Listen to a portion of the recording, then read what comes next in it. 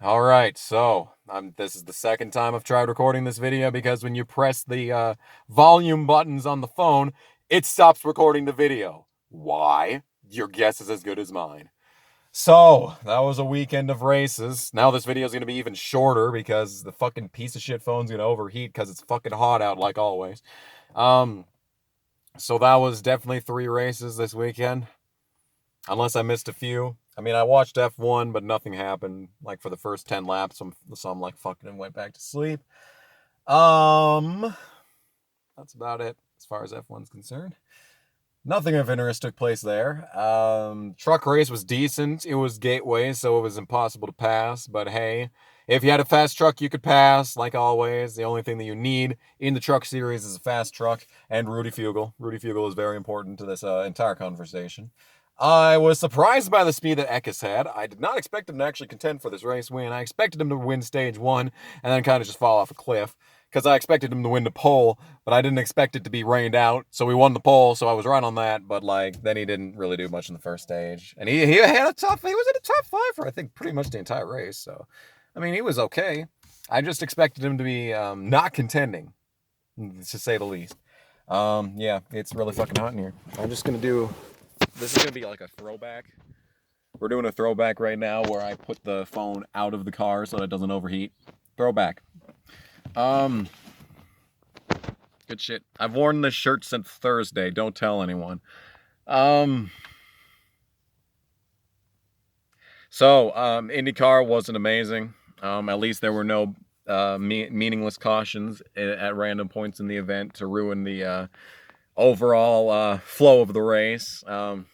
Don't think it would have ended any other way had there been cautions, but still. I thought Rossi led every lap, but apparently he did not lead one lap. One lap.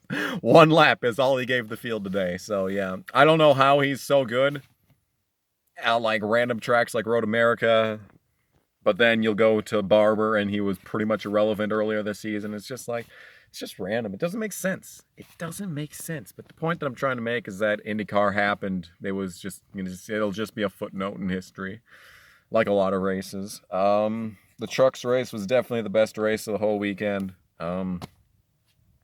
Like it always is.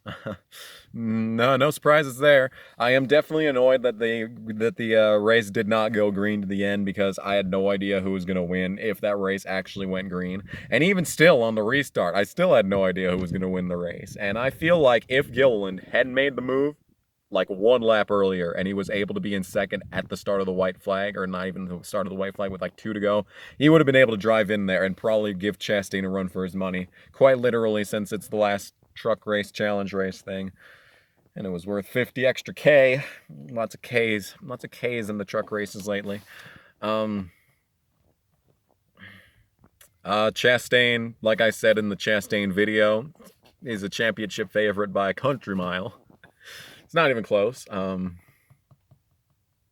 It looked like Snyder was going to try and make things interesting with his one attempt in the best fourth truck. Good God, can't fucking pronounce words today. It looked like it was going to get interesting. It looked like he had finally figured out how to not be a complete loose cannon, and then he completely ruined Chandler Smith's race, so that was nice.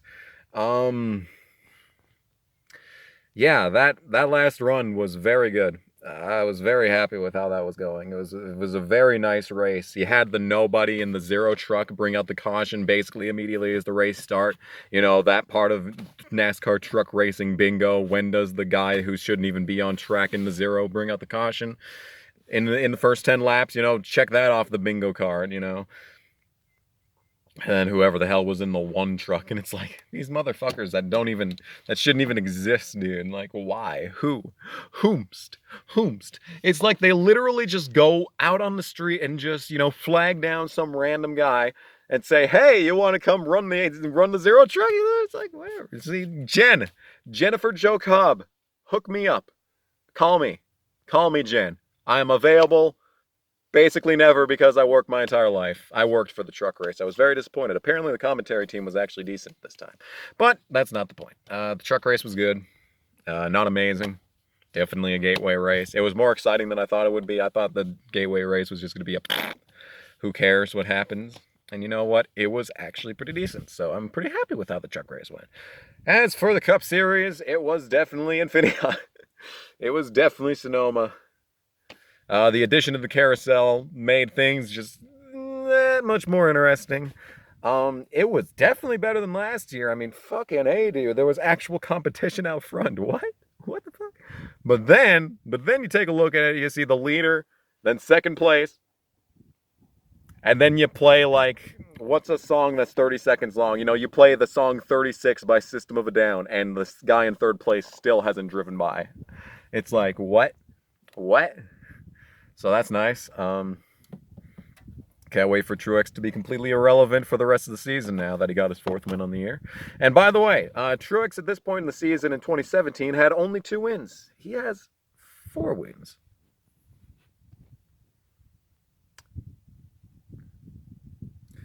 Very, very interesting. Wonder what that would translate into.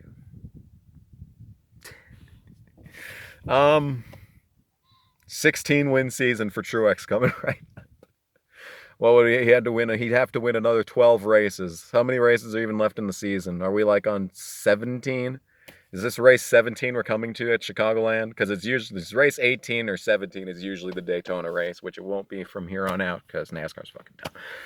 You know what? The point that I'm trying to make is that it's very possible we could see a 12-win season. It's funny.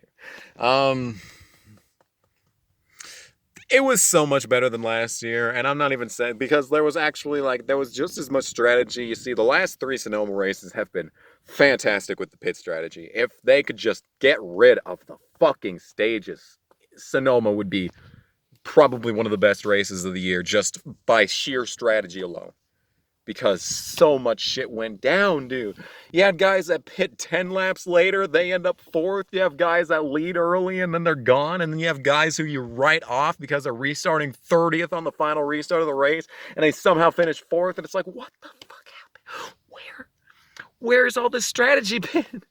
All this strategy. And if it could just take place over the course of the entire race, where if you can determine, you know, you want to pit early in case a caution comes out, but if you want to split the races into 3 equal segments, or if you want to just go as far as you can on one segment and then split it in half, it's just like there's so many opportunities for strategy if they just get rid of the fucking stages. You don't even need to get rid of the stages, just get rid of the caution for the stages, dude.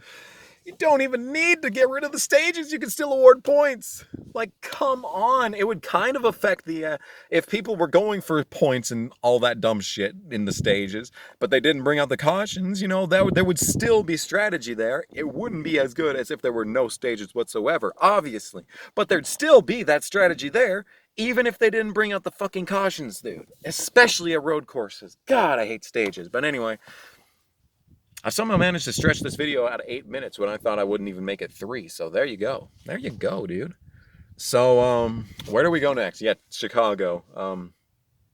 I guess Truex still has a chance to go back-to-back. He hasn't done it ever, so I doubt it's going to happen. And so I'm kind of glad that I'm not going to Chicago this year, considering the fact that he's most likely not going to win. And it's probably just going to be a dumbass race because Chicago is built for this package. So I'm sure it'll be just as stupid as NASCAR wants it to be. Truck races might be good. The truck race in Chicago is usually great. But anyway, truck racing is almost always great. So yeah, I have no idea when I work this weekend. And I kind of need to not work this weekend because I myself am going back to the Speedway to do some more motherfucking announcing.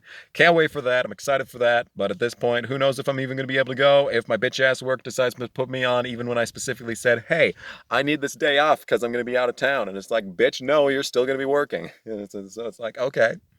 Okay, glad to see that I'm a valued part of this team. But anyway. So Sonoma, it was way better than last year because there was actual competition out front for once, and the finish was great. I honestly didn't know who was going to win. Thought it was going to be Busch, especially after he like tore into the lead by like 4 seconds per lap, during the commercial breaks, and it would come back and it was like, okay, so Busch just needs to be 6 seconds behind Truex, and we're good. And they come back from commercials, and he's literally right up his ass, and it's like, okay, that's good. It's some good shit. But anyway, yeah, I have no idea how Truex won. I mean, his car is just absolutely phenomenal at that track. I don't know how much of it's the car or the driver, because I want to know what his gear ratios are because he almost never spun his tires on any corner, even in the late part of the run. So, especially in the last part of that run. So I want to know what he's running because that car was smooth as a fucking, I don't know, as the Niagara Falls on a hot summer day. I don't fucking know. Is that smooth? I guess, that's up to the audience to determine whether or not that's smooth. So anyway, Annette's back next week, but it's at a downforce track, so who knows? I mean, not a downforce track, so maybe he'll actually get a top 5. He got a top 5 on speed, by the way, at Las Vegas. It wasn't due to the stupidity that was the final moments of the Las Vegas race. He actually was running top 5 on speed, despite the fact that I think he went a lap down. He got the free pass on that one caution. I do remember that. So he was a lap down, even though he was in the top 5. But, point that I'm trying to make is that I'm fucking tired. I don't know if I work or not tomorrow. My entire life is in shambles at this point. So basically, if I'm just alive by the time the Cup Series is back on track, if I'm alive by then, things are going good. So that's basically where I'm at in life. So anyway, yeah, I guess that's this video. It wasn't exactly the greatest race ever, but it was definitely way more exciting than I anticipated a Infineon race being. Why do I keep fucking saying Infineon, dude? More exciting than I thought a Sonoma race would turn out, especially in the year 2019 where nothing exciting can happen. Good finish, kind of, even though Blaney was, half a minute back. But yeah. I swear I thought that it was going to turn out like the 1973 Daytona 500. They were both going to wreck and whoever got going first was going to win. I thought was going to be the case, but no, they let it go. So that's nice. Anyway, I guess that's the video. Chicago. I think Chicago will be good. I have a good feeling about Chicago. I didn't have a good feeling last season. And we happened to just get one of the best finishes of all time. So there you go. There it is. So what you gonna do? But anyway, yeah. I'm not expecting much out of Chicago, but I do have a good feeling that the truck race will be just as exciting as it always is. Xfinity might be okay, Who knows? When's Formula E coming back? I think Formula E ran today, actually, so shit. Anyway, thanks for watching. This has been Coco's Games, and I'm done making this video. Bye!